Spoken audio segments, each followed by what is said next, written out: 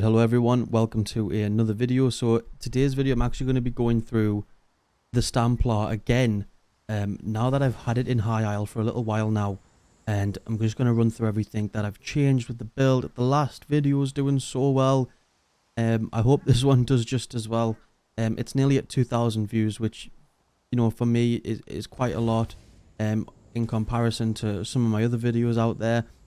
So I really appreciate all the love. If you want to check out the older build, you can. All my guides are written below and both them builds are there. Both that previous build and this build will work fine.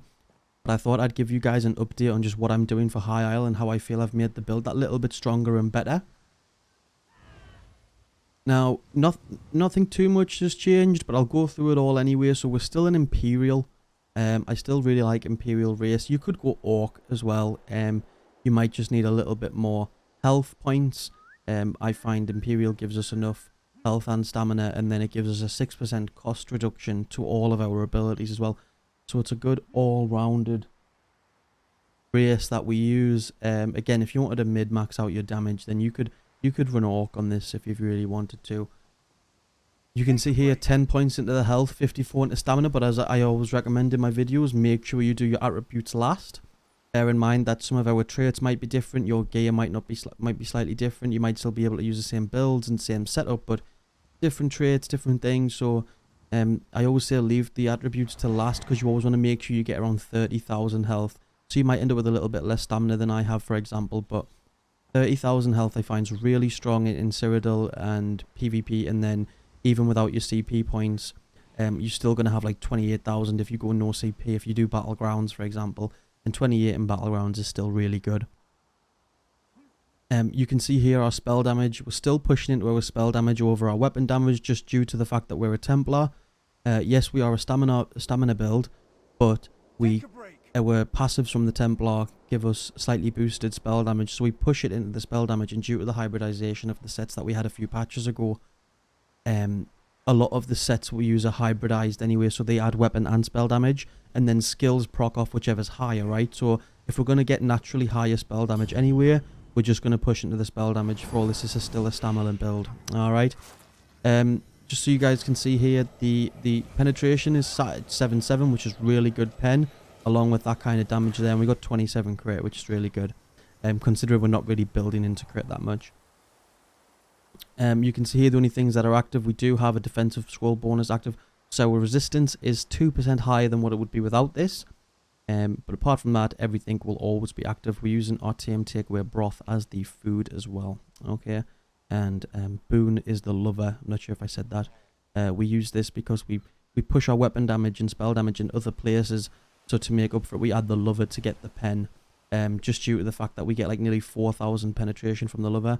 Whereas if we were to go with the apprentice, for example, which buffs our spell damage, it only pushes up our spell damage by a few hundred, which again is still really good, but I'd rather have a good mix of damage and penetration rather than just all into one. Because without this lover mundus, the pen's going to be really low, and you want to be like ideally between like 8 and 9 penetration really on your when you're looking for PvP builds. But 7.7 does us just right, and we can up this by using Balog, which I'll get into now actually by going into the sets and the gear. So Balog, we're running 2 medium, a lot of divines on this trait, so you don't have to worry about having loads of transmute crystals and changing things across. If you've got a divines, it's perfect. Sometimes Balog might drop as impen, which again is absolutely fine. You could have a couple impen on here, but we run it on different pieces, which I'll show you guys in a minute. But Balog, really good. We're adding that extra damage for the one piece, and then the second piece, when we use an ultimate ability, we gain weapon and spell damage equal to the amount of total ultimate consumed. So if we're using a 500 ult, we're going to add 500 spell damage, and then our penetration is going to go up to 23 times the amount of pen we currently have, for 12 seconds. So Balog's 12 seconds, it's quite long, but it gives you really good burst potential. Okay, the back bar set we're using is Clever Alchemist. It adds the 2 and the 3 pieces add health, the 4 piece adds extra weapon and spell damage, and then when we drink a pot, we gain an extra 659 weapon and spell damage for 20 seconds. You just got to make sure that you proc your Clever Alchemist on your back bar, because when we go to our front bar, we actually lose the 5th piece. Now, normally you would lose the 5th and 4th item. I'll show you guys how we're doing this and making sure so we have this constant weapon and spell damage.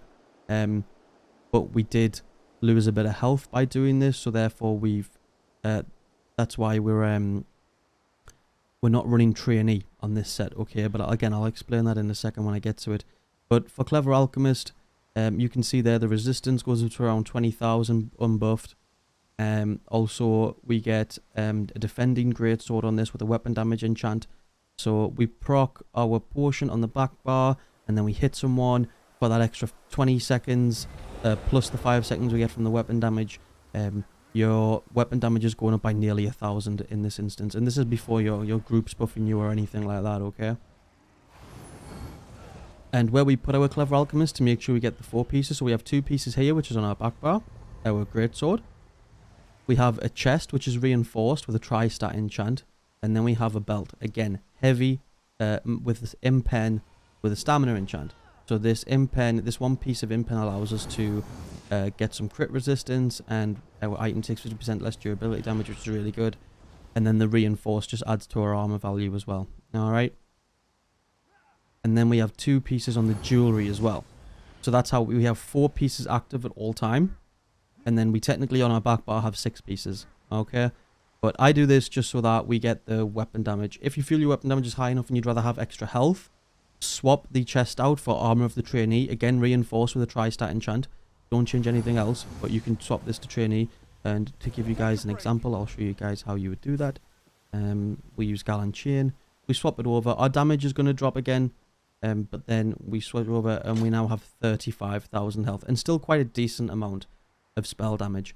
And pen and everything else. So, but I go for slightly more damage. I've suddenly somehow got 33,000 health now. I'm assuming something happened. We've just been given minor toughness by someone. I believe. So yeah, that'll now drop off, which is fine. So if you want to see it, yeah, we get 32,000 health. I thought that sounded more right. I was thinking 35. Wow, maybe I'm doing this wrong, but no, that's fine. So yeah, you lose about 110 spell damage by swapping this over. Well, actually, I'm absolutely telling a lie. I'll tell you right now. We lose 126 weapon and spell damage from swapping this out. So that is entirely up to yourself. If you'd rather just take the health, go for it, do it. But for me, I just try and push as much damage as I can. And then we got 2 Bloodthirsty with spell damage and chance on the rings. Alternatives from Bloodthirsty would be infused. Okay. Now our front bar set is Plague Break. I was running Deadly and Rallying Cry in the last video, which again are still 2 really good sets, but we use Plague Break. We get offensive pen, we get 2 lines of weapon and spell damage, and then we get the Plague Carrier as well, which turns our enemies into a Plague Carrier for 10 seconds, dealing 10,245 damage over the duration. And if the plague is removed early, so if they're a Templar or a Necro and they debuff it off themselves, it explodes, infects anyone around them within 8 meters of the carrier, and dealing 4,013 disease damage as well.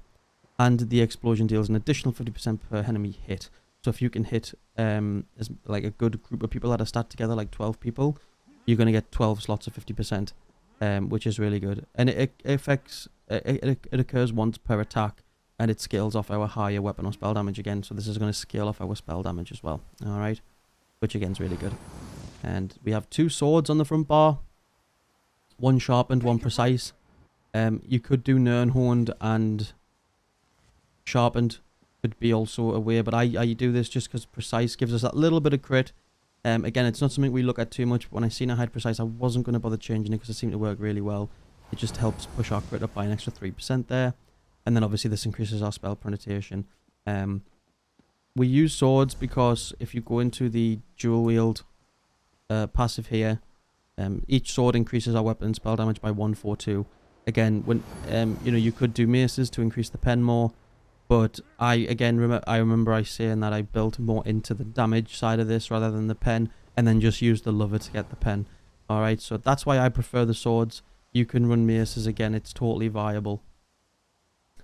And then the 1 piece so we have these 3 pieces on the body as well. all medium because you can only get Plague Break. It is a medium set. And we have all Divines. Tri-stat on the legs, both stamina on the hands and feet. And that is all the gear sets apart from this one, which is Mark and Ring of Majesty. Again, Bloodthirsty with a spell damage enchant. We get an extra 200 weapon and spell damage, as well as 2,214 armor as well. We gain from putting this on. I was running Malakath with this at first. Once I swapped out to Markin, I swapped and changed. I couldn't really make my mind up, and I kind of settled on Markin being the overall one, just because of the actual armor we get from it. It's really good to add damage and armor. I think is perfect. It's pretty much designed for PvP, which is fantastic. No, so that's the sets. If I move into the skills, super quick for you all. The skills haven't really changed since the last video, but I'll run through them all anyway if you haven't seen the previous video. Purifying Light, again, we use the Magicka one because it's based off our spell damage. It's the Magicka ability, so we're not constantly using Stam all the time. You know, we sit at around 13,000 Magicka, which isn't a huge amount. You probably want to push for 15 if you really want to, but I find you get used to working with it and figuring out what works for you. This is like our opener.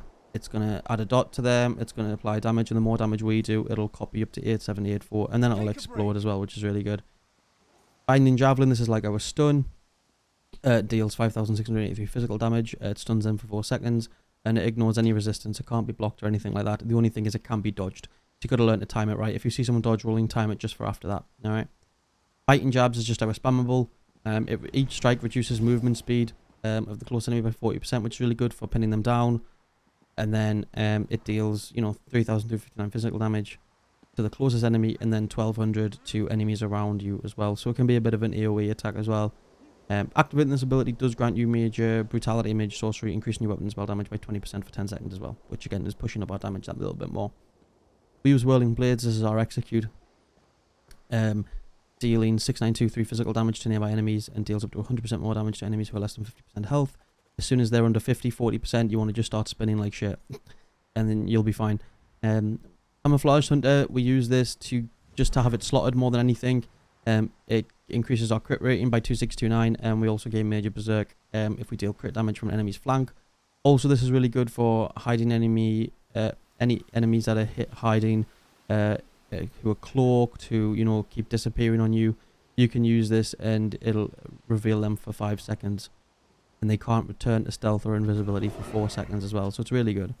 Dawnbreaker Smiting is our ultimate, dealing 15,231 physical damage to enemies, and an additional 19,000 physical damage over the 6 seconds as well, and stunning them for 2 seconds, knocks them down. You do this, if you Purify and Light someone, start jabbing, hit them with this, hit them with the Binding Jab, hit them with the Whirl Blades, because when you hit this, if you hit this with a 500 ult, remember what we were talking about Balog, it's going to push our damage up by 500, and then 23 times the amount for 12 seconds on the pen as well. So our pen's going to shoot up quite high there as well. So that's when we use it to go in and finish or bomb people. I recently just released a short showing kind of how it works and how Templars can actually make effective bomb builds. Well, maybe not a full build on bombing, but it is possible to do it. We swap back over. We're running forward momentum. A lot of people will say use rally, but I'll explain why we've changed that in a little while. But this is basically to remove our snares and grants us immobilization. Removes all snares and immobilizations from you, and grants immunity then for 4 seconds. We also gain minor endurance from this, increasing our stamina recovery by 15% as well, which helps push up our stamina back. And the main thing, obviously, is it increases our weapon and spell damage. So we buff this rather than use Biting Jabs to get the buff, really. But I'm using forward momentum for the speed of it, and to the immobilization of snares, rather than use rally, because we actually have a heal on this build now, or a burst heal, should I say? Sorry. Restoring Focus is just our stam recovery. We have it down at all times. If we're stood within the rune, we get health recovery as well, but if not, we just have it down at all times just to get health recovery, stamina recovery. Sorry, not health. And Extended Ritual, you don't want to smash this all the time. It does take up quite a bit of your magicka.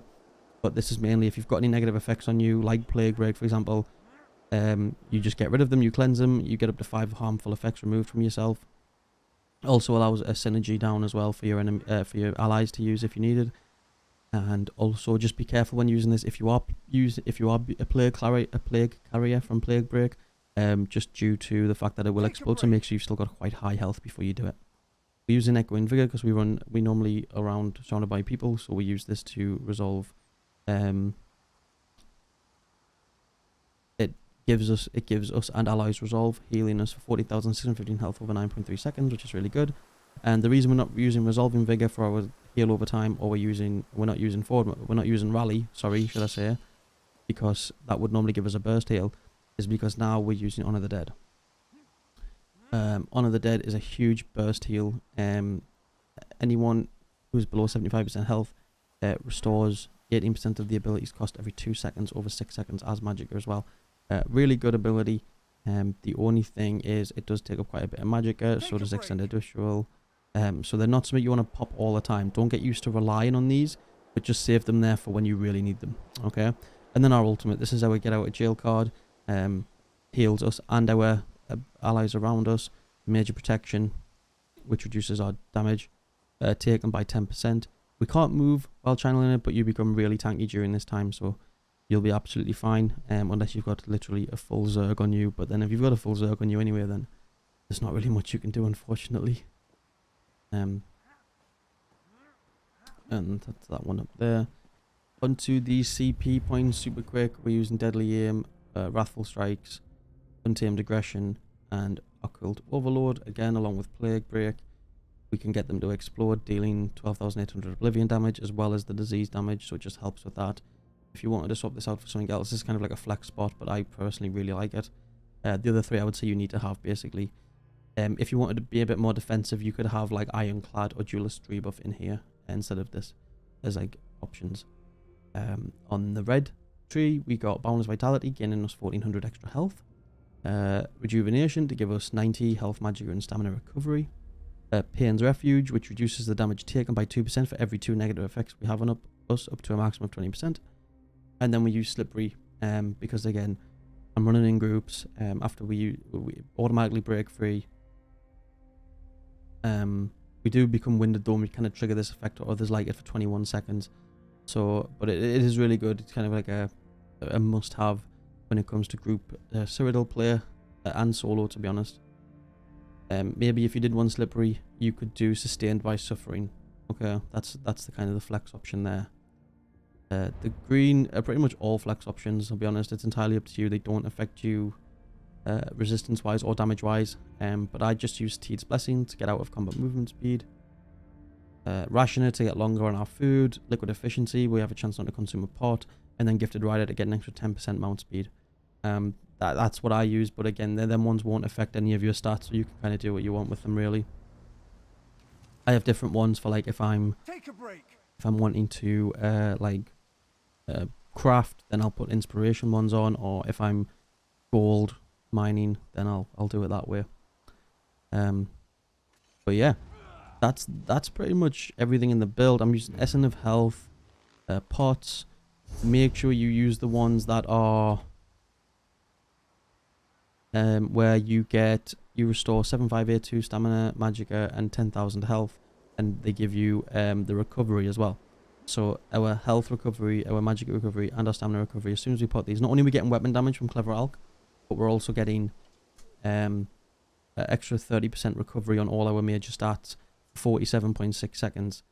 And one thing to do with this as well is make sure the reason they're so long is because we use alchemy medicinal use. When using potions, resulting effects last 30% longer. Okay, so our damage is going to stay there longer, and our recovery is going to stay there longer. You've just really got to get used to popping your pots on the back bar.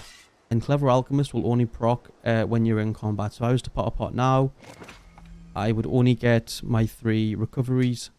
I wouldn't actually get the extra damage. You notice my damage didn't change. But if we were in combat, you'll see like orange things around your arms. Orange glows, that shows it's procced successfully. Okay, but anyway guys, that's the video. I hope you enjoy it. I hope this new build works out well for you. If it does, please drop me a comment and let me know. If you wouldn't mind dropping a like on the video to help push the video out into the algorithm, it would really mean a lot. And also see below a link to all my written guides. I'll try and keep them as updated as possible for you all. Both Stamplar builds are on there. This is what I'm calling Stamplar 2.0. So again, I I hope they both work out for you if you try them both or whatever.